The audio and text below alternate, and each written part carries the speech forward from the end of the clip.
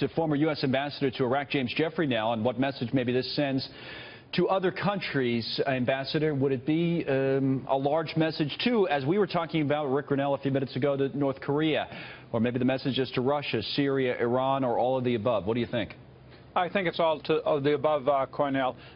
Commanders have been often restricted by micromanaging out of Washington. I saw it with my own eyes in Kuwait in 1998 when we were bombing Saddam but couldn't fire a surface-to-surface missile at an appropriate target. This is the kind of thing that drives our military leaders crazy, and it's unnecessary. You can't do these kind of decisions out of Washington. So that's the military side. The political side, though, is more interesting. Clearly, coming after the strike in Syria, coming after the about-face where the Chinese distanced themselves in the UN from Russia after we struck, and what's going on in North Korea, there's a symbolic side to using a weapon system that certainly gets everybody's attention. Oh, attention. No doubt about it. It got their attention. And now, as Adam was telling us, we have these major military leaders and advisors in McMaster going over. James Mattis as well, the defense secretary to the Middle East, and McMaster to Afghanistan. What's your impression of this new team the president has put in place? Well, I know many of them from my time in the State Department and working with Exxon. This is as good a team as we have had doing foreign policy since certainly Bush 41. And these people are experienced. They cooperate very well together. They're men, and in the case of Nikki Haley, women of character. And I think they're coming together very, very well.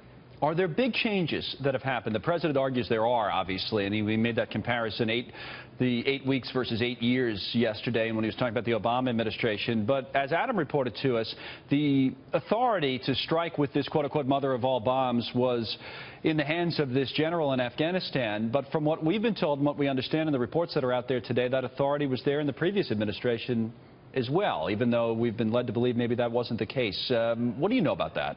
As someone who worked in the White House, often authority is given to commanders in the field for face-saving value, but they're told to check back with the Pentagon and even the White House. So that's the first thing. The second thing is not all of that much is different in terms of our military operations. We struck in Yemen under Obama. Of course, the campaign against ISIS in Iraq and Syria basically was put together by Obama and continued by Trump. The big difference, but it's an amazing one, was the strike against the Syrian base that launched the chemical weapons. Not only because that was a departure from what the Obama administration did, it was how quickly that was done and the willingness to strike even though there were Russians on that base. That shows both trust in our weapon systems, that they wouldn't go astray. It also shows a willingness to take risks to advance critical national security interests, and the president was right. This was a vital one. Which brings it kind of back in to some degree, Mr. Ambassador, full circle to what we were talking about earlier, that there is a message to these other countries in what we're doing. And you think that the Syrian strike maybe even sends, it sounds like, a larger message than this mother of all bombs message, because we've always been striking, even though not to this degree with this weapon in Afghanistan. That maybe, say, for North Korea, as an example, they read more into what we did in Syria?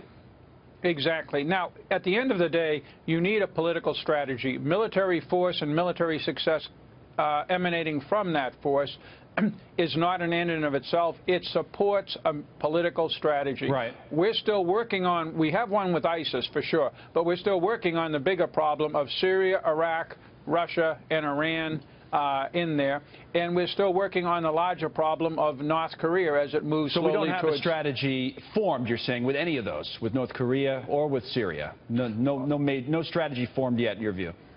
We have general principles, and they've existed over the last several administrations. What we don't have is a specific, if you will, game book to get to a different place with the Syrians, the Russians, and the Iranians in Iraq and Syria. And that's understandable. It just has to be worked out. You can't just continue doing military operations without figuring out what they are to serve in the end. Thank you, sir. Day 85 of the Trump administration. We appreciate you coming on to talk to us about that.